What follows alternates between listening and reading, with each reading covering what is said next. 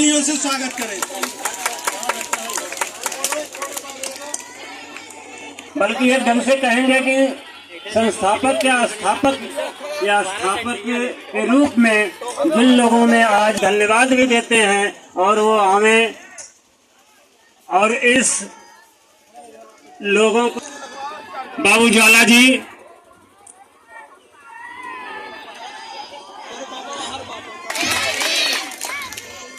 तो यहाँ खड़े हुए हैं मंच पर, वो भी हमें और पुष्प अर्पित करें जिससे कि कार्यक्रम। इसी कड़ी में आदरणीय जयराम जी आए, बाबा साहब के चरणों में पुष्प अर्पित करें। 4 टूक या 10-15 शब्दों में जानते हैं कि उनके माता पिता का क्या। जिंदा रहते हैं, लेकिन बाबा साहब के 3 गुरु जो मृत्यु मरे हुए गुरु हैं, उनके बताए हुए रास्ते पर उनके इतिहास को पढ़कर बाबा साहब ने अपने 3 गुरु मरे हुए गुरु को, उनके इतिहास को पढ़कर उनको गुरु माना, उनसे प्रेरणा ली और वही प्रेरणा संविधान में भी दर्ज किया। उनके सामाजिक गुरु प्रथम ज्योतिबा राव फूले जी और आध्यात्मिक गुरु का नाम है संत कबीर दास और धार्मिक गुरु का नाम है तथागत गौतम बुद्ध जी। जिस तरह से हम लोग इतनी सिर्फ 14 अप्रैल बाबा साहब अरे भैया खाए ना आया का दोनों हाथ उठा के जोर से लगाओ ना, अभी खाने को मिलेगा, बन रहा है। बाबा साहब के चरणों में श्रद्धा सुमन अर्पित करते हुए मैं सभी ग्रामवासियों का और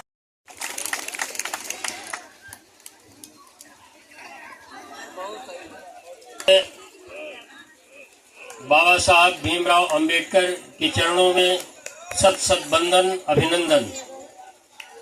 यहाँ उपस्थित समस्त श्रेष्ठ बुजुर्ग भाइयों, नौजवान साथियों, माताओं बहनों एवं देश के होने वाले नेता अभिनेता वीर सैनिक के रूप में ये हमारे बच्चे।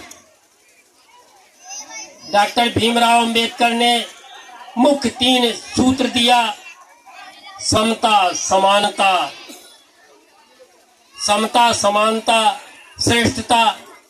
श्रेष्ठ बनने के लिए सब बच्चे बच्चियां विद्यालय जाएं, पढ़ें मन लगा करके, तभी वो आगे बढ़ पाएंगे, तभी समाज में समानता आएगी, तभी वो उनको सारे अधिकार मिलेंगे।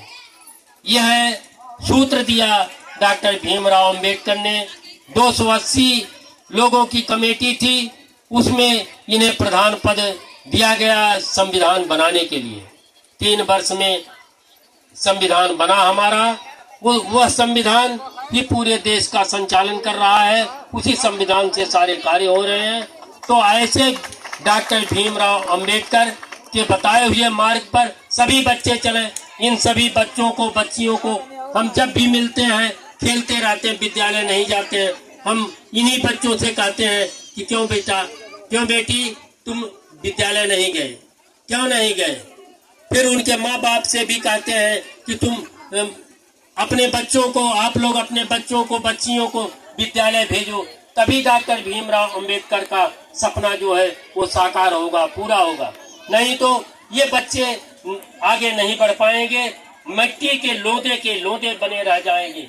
इनको गढ़ करके विद्यालय में भेजो, इनको गढ़ करके सोनार जैसे बढ़िया से बढ़िया। मैं आप लोगों को हार्दिक अभिनंदन वंदन करता हूं और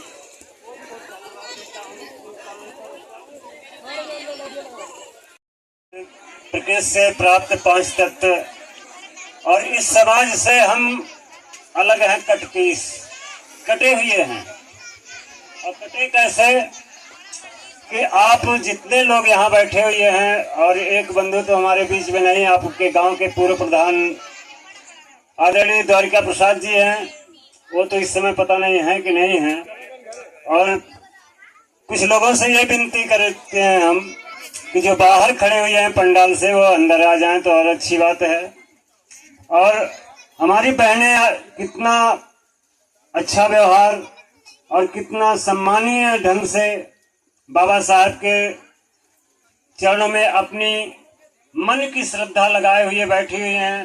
पर हमारे पुरुष वर्ग ऐसे बैठे हुए हैं कि ऐसे खड़े हुए हैं कि उनमें अपने महापुरुष के प्रति आदर भाव कुछ रहा ही नहीं।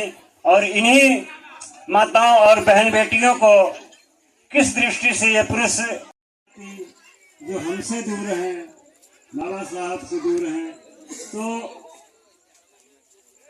बात आई कि जीवन जीने की तमाम शैली है इस भारतवर्ष में। कम से